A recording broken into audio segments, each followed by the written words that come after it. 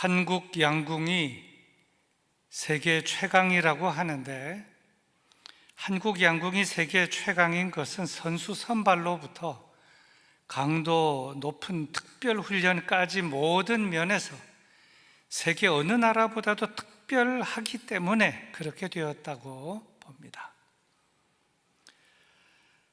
한국 양궁의 훈련 과정을 보면 이론은 강의실에서 하고 훈련은 양궁장에서 합니다.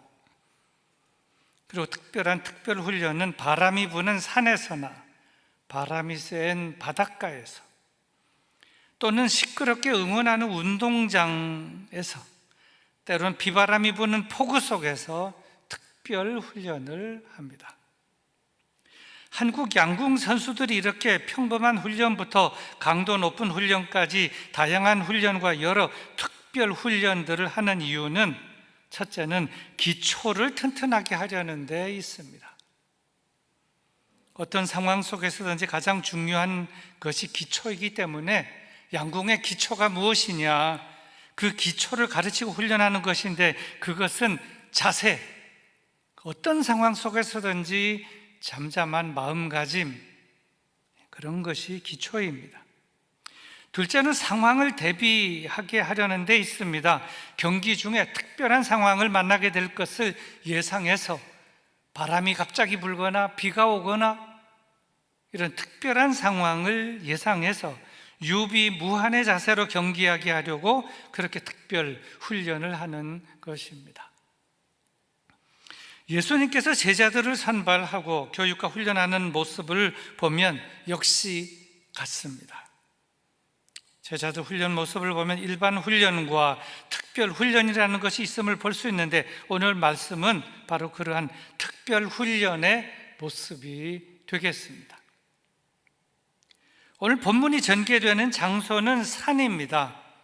그 산이 정확하게 어느 산이냐?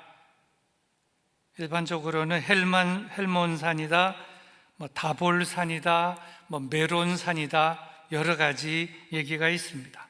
하지만 다 추측들일 뿐이고 정확하게는 아무도 모릅니다. 그래서 일명 통칭해서 이렇게 부릅니다. 변화산이다. 변화됐기 때문에 변화산이다. 그런데 중요한 것은 예수님께서는 종종 산에서 특별히 말씀하시고 종종 산에서 특별히 훈련하셨다는 것입니다. 일반적인 신앙생활에는 이런 것들이 있습니다. 기도, 말씀, 예배, 교제, 전도, 선교, 봉사, 이런 것들이 일반적인 신앙생활의 카테고리 안에 들어있고, 비상상태의 신앙생활에는 무엇이 있는가? 비상상태 속에는 십자가, 그리고 순교, 이런 것들이 들어있습니다.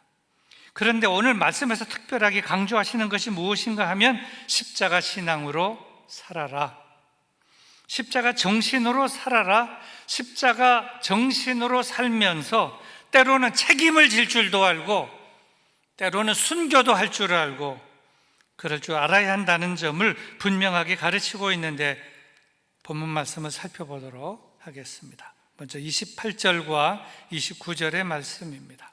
이 말씀을 하신 후 8일쯤 되어 예수께서 베드로와 요한과 야고보를 데리고 기도하시러 산에 올라가사 기도하실 때에 용모가 변화되고 그 옷이 휘어져 광채가 나더라. 28절에 보면 예수께서 베드로와 요한과 야고보를 데리고 기도하시러 산에 올라가사 이렇게 되어 있는데, 산에 올라가신 이유를 설명을 하고 있습니다. 그 이유는 기도하러 산에 올라가셨다는 것입니다. 기도가 중요하다는 것이고 기도가 기초라고 하는 점을 말씀하고 있는 것입니다. 기도하시러. 그리고 29절에 보면 기도하실 때 용모가 변화되고 그 옷이 휘어져 광채가 나더라 이렇게 되어 있는데, 이것은 기도하실 때 이런 일들이 일어났다 하는 점을 말씀하고 있는 것으로서 하나씩 세 가지를 살펴보면 이렇습니다. 첫째로 용모가 변화되고, 용모가 문자적으로는 용모, 얼굴이 달라졌다. 마태복음에 의하면 예수님의 얼굴이 해같이 빛났다 이렇게 되어 있는데, 그렇게 그 용모가, 그 얼굴이 해같이 빛나게 된 것이 언제 일어나느냐? 기도하실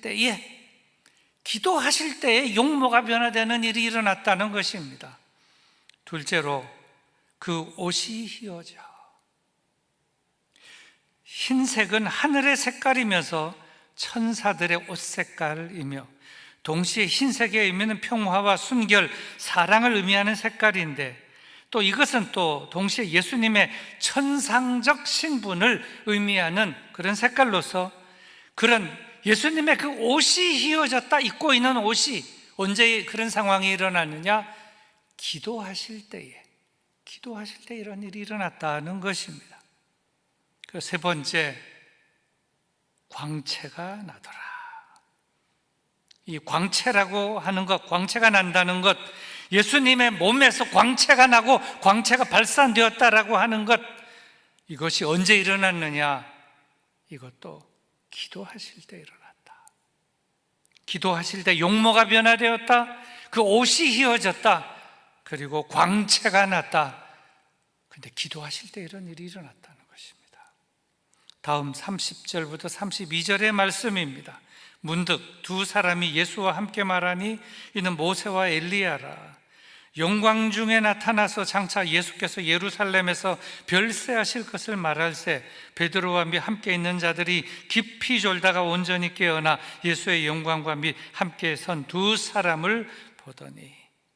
이 말씀 가운데서도 몇 부분은 좀 구체적으로 살펴보겠습니다. 30절에 보면 모세와 엘리야가 등장을 합니다.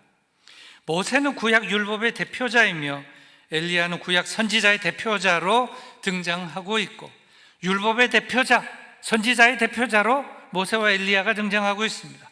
또 모세는 시내산에서 하나님의 영광을 체험한 사람으로, 엘리야는 호렙산에서 하나님의 영광을 체험한 사람으로 등장하고 있는데, 이 말의 의미는 이미 돌아가신 모세와 엘리야가 나타나 예수님과 대화하신 것은 예수님이 어떤 분이시냐 명확하게 하신 사건으로, 예수님은 구약의 율법과 구약의 예언서와 선지서의 완결판이다, 종결판이다라고 하는 것으로서 뒤집어 말하면, 과거 구약시대의 모세와 엘리야의 사역이란 신약시대의 예수님의 사역을 위한 것임을 나타내고 있다는 점을 의미하고 있다는 것입니다. 그리고 31절에 보면 예루살렘에서 별세하실 것, 이런 말씀이 나타나고 있는데, 이 예루살렘에서 별세하실 것, 이것은 예수님과 모세와 엘리야가 대화를 나눈 주제입니다. 저들이 모처럼 만나서 무슨 주제로 말씀을 나누었느냐? 예루살렘에서 별세하실 것. 그러기 무슨 별세, 누가 별세하는 것이냐? 예수님께서 별세하신다. 예수님께서 십자가에 달리셔서 죽으신다. 어디서? 예루살렘에서, 이스라엘의 수도에서, 이것입니다. 장차 예수께서 예루살렘에서 별세하실 것을 말할새 아주 중요한 내용을 짚어주고 있는 것입니다. 그 32절에 있는 말씀입니다. 베드로와 함께 있는 자들이 깊이 졸다가, 제자들은 그 중요한 순간에 깨어있지 못하고 졸았다는 것입니다. 졸은 것도 그냥 졸은 것이 아닙니다. 꾸벅꾸벅 졸은 것이 아니라 아주 깊이 졸다가 그랬습니다. 이건 사실 문제였습니다. 왜냐하면 기도는 신앙생활이 기초인데 이 기초가 안 되었다는 것이죠. 저들은 예수님과 함께 기도하지 못하고 졸았기 때문에 중요한 순간을 놓쳤으며, 나중에 대화하는 장면을 보면 이상한 소리도 하는 것을 보게 되는데, 그렇게 된 이유는 다 기도 시간에 졸았기 때문에 그런 결과가 나타나게 되었다고 보는 것입니다. 그러다가 제자들이 졸음에서 깨어나게 되는데 32절에 보면 온전히 깨어나 예수의 영광과 및 함께 선 두 사람을 보더니, 이런 말씀이 있습니다. 제자들이 깊이 졸다가 뒤늦게나마 깨어나게 되는데, 깨어나게 된 것은 아마 예수님과 모세, 엘리야를 둘러싸고 있는 찬란한 빛, 그 영광의 광채 빛 때문에 깨어나게 되지 않았나 이렇게 생각합니다. 여하튼 제자들이 깊이 졸다가 졸음에서 깨어나 온전히 깨어나 보게 된 것은 특별한 광경으로서 예수님과 두 사람이 함께 서 계신 것을 보게 되는데, 이 모습은 예수님이 어떤 존재이냐, 구약의 위대한 두 인물을 능가하는 존재로서 영광으로 가득한 존재, 이미 기도하실 때에 용모가 변화되고 옷이 변화되고 그 몸에서 광채가 발산되는 그런 대단한 존재인 것을 말씀하고 있는 것입니다. 근데 여기에서 중요한 것은 그걸 언제 보게 되었느냐? 온전히 깨어나게 되었을 때 보게 되었다는 것입니다. 온전히 깨어나, 이것이 중요하다는 것이죠. 그 다음 33절의 말씀입니다. 두 사람이 떠날 때에 베드로가 예수께 여짜오되 주여, 우리가 여기 있는 것이 좋사오니 우리가 초막셋을 짓되 하나는 주를 위하여, 하나는 모세를 위하여, 하나는 엘리야를 위하여 하사이다 하되 자기가 하는 말을 자기도 알지 못하더라. 여기서도 하나씩 살펴보겠는데요, 첫 번째로 33절에서 주여, 우리가 여기 있는 것이 좋사오니 이렇게 말했습니다. 물론 이렇게 말할 수도 있다고 봅니다. 이유는 이미 돌아가신 그 유명한 모세와 엘리야를 만났으니 그들이 빨리 떠나지 않고 오래오래 머물러 계시기를 원하는 것은 충분히 그럴 수 있다는 것이고, 그것은 또 베드로의 진심이었을 것이라고 보기 때문입니다. 하지만 그 말이 적절한가, 그 상황 속 적절한 말인가 하는 것은 냉정하게 평가해 보아야 할 부분이기도 합니다. 그리고 33절에 보면 이런 말씀이 있습니다. 우리가 초막셋을 짓되 하나는 주를 위하여, 하나는 모세를 위하여, 하나는 엘리야를 위하여 하사이다 하되, 이 초막이라고 하는 것은 텐트나 장막을 의미하는데 사실 이 표현은 적절하지 못합니다. 왜냐하면 지금 예수님께서 모세와 엘리야를 만나서 모처럼 대화하는 주제가 뭐냐? 별세입니다. 별세, 예루살렘에서 예수님께서 별세하실 것을 얘기하는데, 우리가 여기 있는 것이 좋습니다, 여기다 초막셋을 지읍시다 라고 하는 표현은 부적절하다는 것입니다. 왜 그러면 이렇게 부적절한 얘기를 하게 됐느냐? 별세하실 것을 대화를 나눌 때 저들이 졸았고 깊이 졸다 보니 이런 헛소리를 하게 되었다는 것이죠. 33절의 말씀입니다. 자기가 하는 말을 자기도 알지 못하더라. 이 말씀은 제자들이 기도 시간에 졸다 보니, 깊이 졸다 보니 그 결과로서 이런 말을 하게 된 것입니다.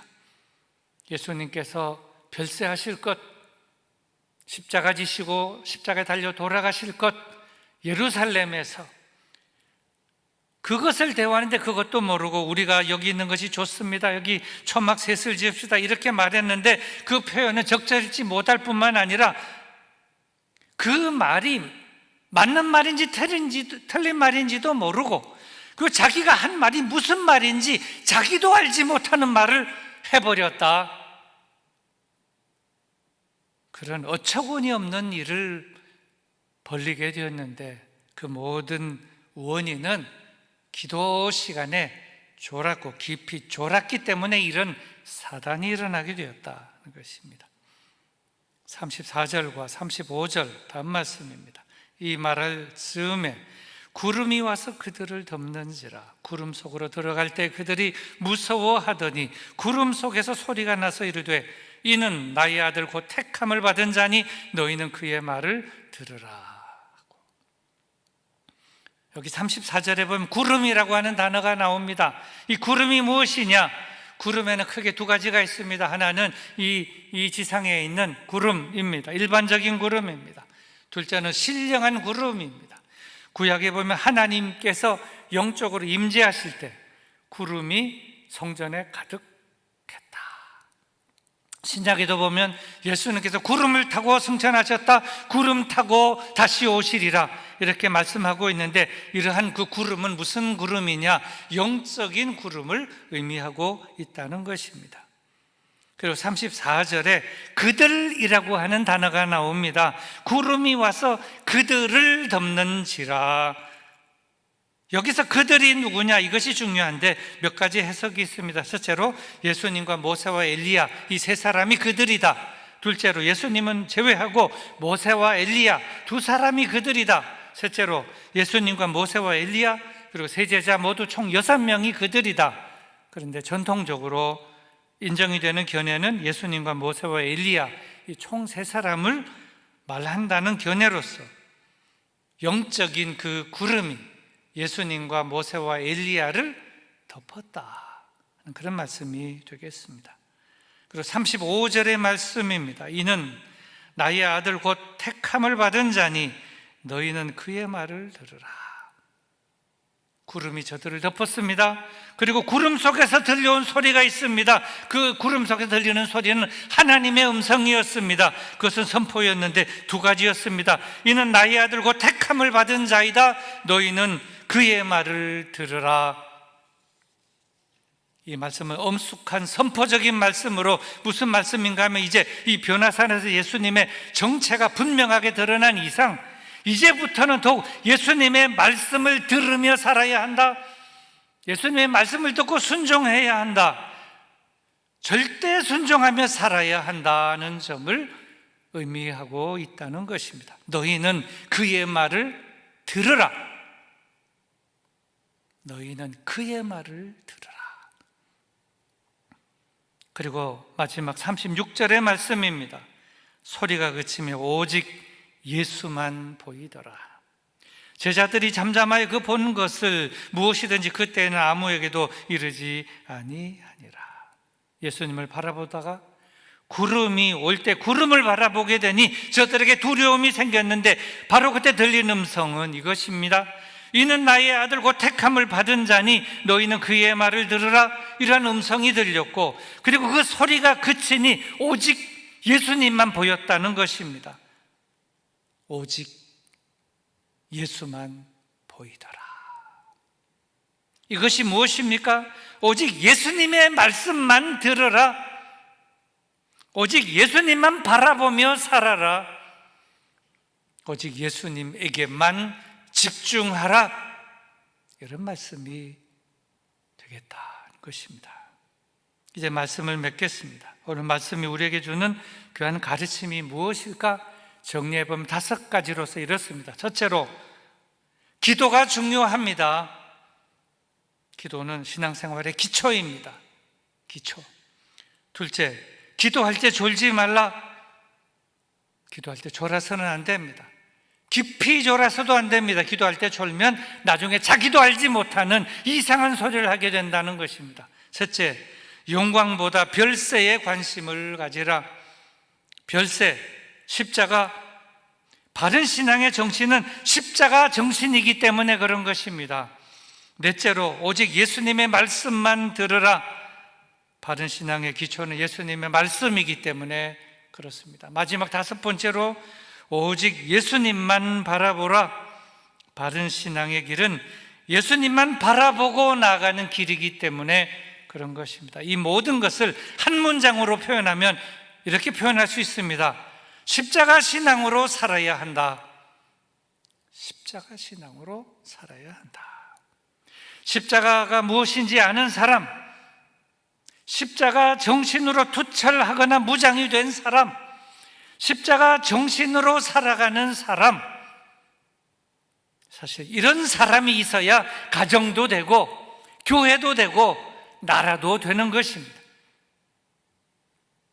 그래서 바라기는 우리 오늘 예배를 드린 우리 영등포교의 모든 교우들은 이 십자가 정신으로 철저하게 무장해서 신실한 그리스도인들이 다 되시기를 바라고 가정을 살리고 교회를 세우고 나라도 건강하게 세워가는 우리 영등포교회 교우들이 다 되시기를 주님의 이름으로 축원합니다. 우리 말씀을 생각하면서 우리 다 같이 잠시 기도하겠습니다. 하나님, 가장 신앙의 기초인 기도 집중하게 하여 주옵소서. 기도할 때 졸지 않게 하여 주옵소서. 영광보다 별세의 십자가에 관심을 가지고 살게 하옵소서. 오직 예수님만 바라보게 하시고 오직 그의 말씀, 예수님의 말씀만 들으며 살게 하시고 그래야 십자가 신앙으로 살아가는 우리가 되게 하여 주시옵소서. 기도하시겠습니다.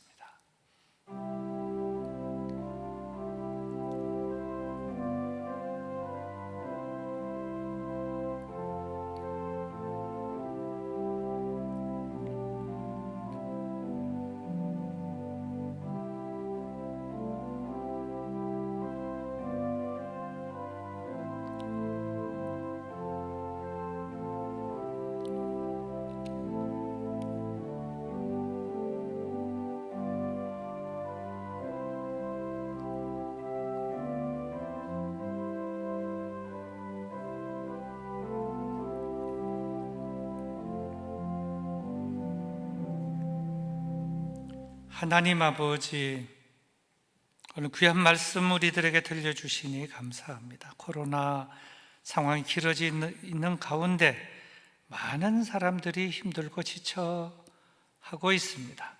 하지만 우리의 신앙 지치지 않게 하시고 졸지 않게 하시고 드러눕지 않도록 주여 붙들어 주시옵소서. 깨어나게 하시고 일어나게 하여 주시고 정신 차리게 하여 주시고 오직 예수님만 보이더라. 너희는 그의 말을 들으라.